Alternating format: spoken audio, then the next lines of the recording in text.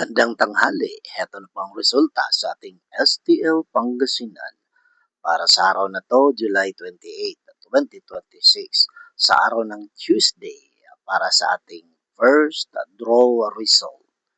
Ilabas na mga STL tickets at heto na, ibibigay ko na ang resulta. At para naman po sa ating STL Pangasinan first draw result, ang resulta ngayong umaga ay ang numero ito. Sa lahat ng mga nanananghalian dyan, sana po huwag masyadong kumain ng mga maaalat at matatamis para iwas sakit at mapangalagaan natin ang ating kalusugan. Okay, don't forget to subscribe, Purple Green TV. Paki-like po. Thank you.